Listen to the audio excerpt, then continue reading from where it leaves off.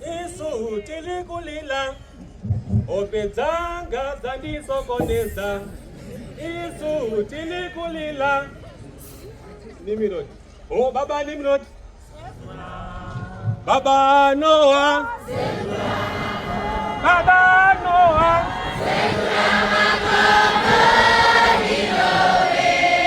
Ay Baba Noah.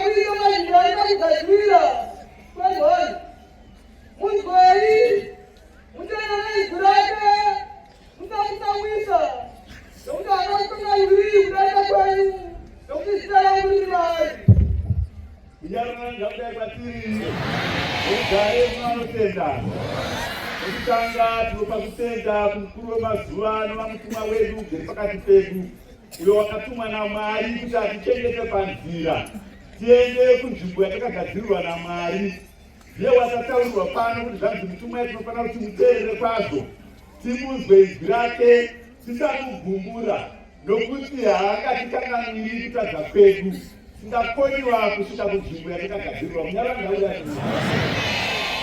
Sekutanga tisingapedzi nguva kuvatsvene vaMwari, handina mazuva akawanda, mazuva mashoma, asi ndaikumbirisa kuti mwanzwisise nekuti mamwe acho munanzwa pano, mamwe hamuzwanzi nekuda kwenguva. Kunyarandau unoona tati kuti mutumwa, chekutanga tinotaura mbiri yemutumwa. Tikaizwisisa tinozwisisa zviro zvaanotaura, ndozvinotiita kuti tisvike kunzvimbo tsvene kunyara ndakura pano paHarare panapa chinhu chatakagarira pano ndochinonzi Pasika. Pasika ndokufa nekumuka.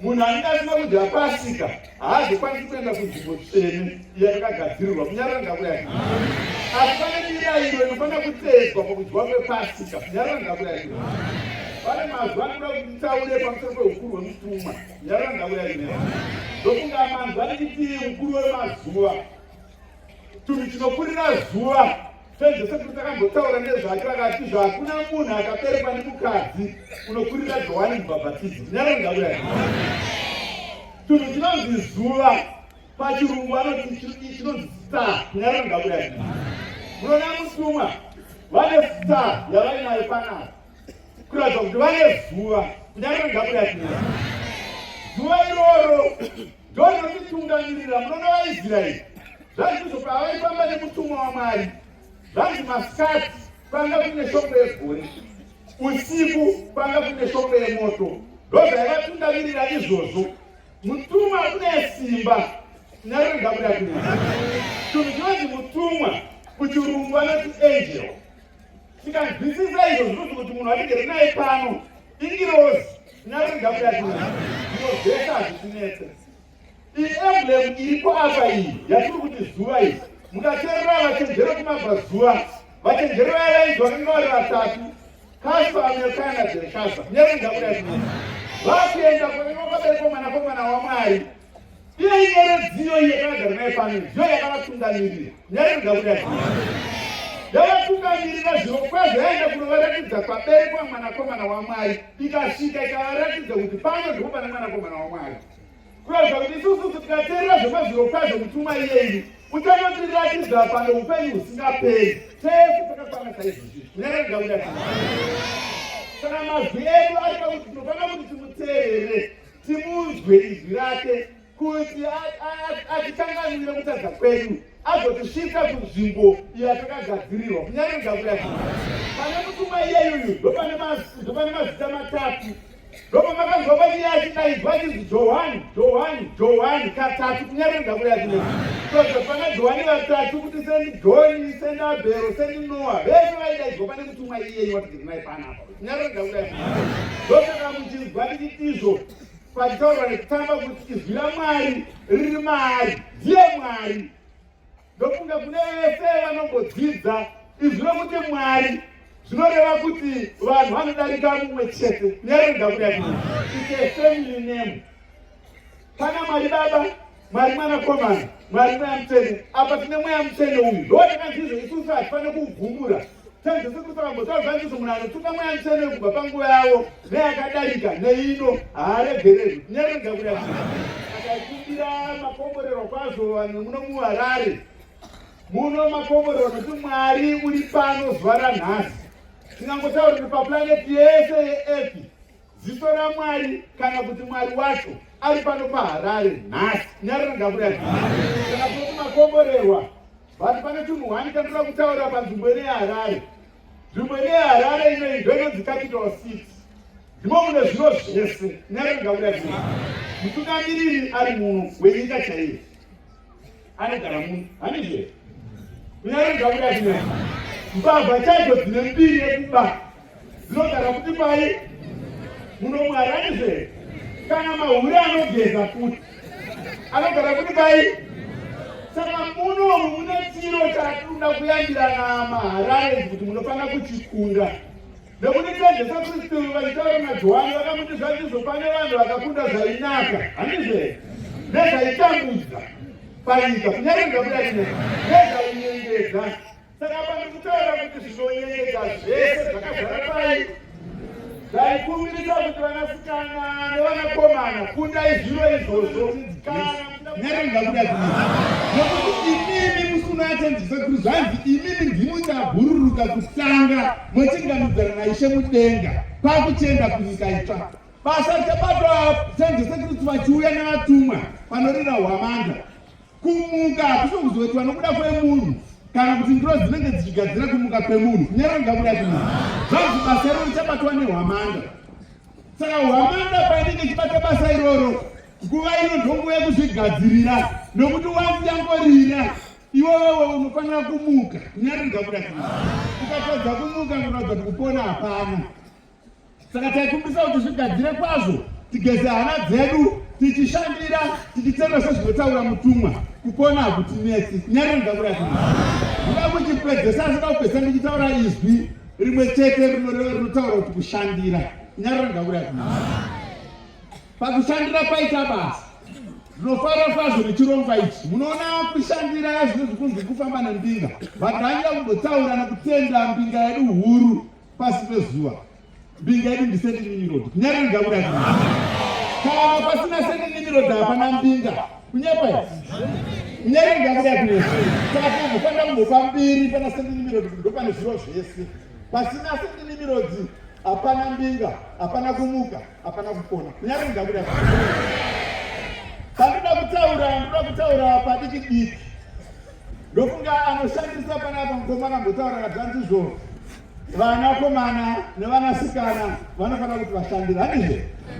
Tozoenda kumaapi, masevhente, zvichidaro emativi ese anofanira kuti vashandira. Handizve? Zvikanzi musika nevedzimotokari vanofanira kuti vadii kuti basa ramariri. Vane vandasarira hwana. Vanoida papawedzerwa ipapo. Kunyari ndakura kuti munoona vekare chechineya yakutangira muno muAfrica muno yakatangira kuIsrael. KwaIsrael kune rimwe bhuku rinonzi Ancient Book of Israel. Rinotaura kuti zvanzizvo murume ane mukadzi mumwe chete half-man. So it's a bachelor. Kunyari ndakura kuti saka kana une mudzimai wangu uri bachelor. Rinotaura kuti zvanzizvo munhu ane vakadzi vaviri it's a half-man. Kuratidza kuti aungosati wanyatsokwana. Kunyari ndakura kuti zvanzizvo vakadzi vatatu it's a man. Izvaiva zviripo zvakutaura zvaitoitika kwaIsraeri. Vesaka mavana Solomon angana akadzangana 1000. Zvikanzi munhu anavakadzi 5 it's a lord. Hautendi kupata mugwazo nemadzimai uchisakura mwana kuti ndinokusiya. Waishe unofanira kuona kuti zvinhu zvifamba zvakanaka here. Kunyari ndakura kuti pakuti mabhaturaya nemane mahafumena ndovachionawo kabhuku. Kunyari ndakura kuti ishe. Kunyari ndakura kuti vamazuva tinosiyirana panapa tinokumbira simba pamberi penyu St. Nini Road kuti vanhu vakomborera. Pano kurambana kwawanda. Zvinhu zviri kuipira vanhu vamwe vari kushaya mari. Taikumbirisa kuti izvozvo zvodai mamatidzimurira hondo idzodzo. Kunamata kuite muchechetere. Zvakakuzoona panapa izvi tinozvikwanisawo tiri mumamisha medu. Tipewo simba iroro, mupewo simba kuti vepano vaita vakoma. Kunyari ndakura kuti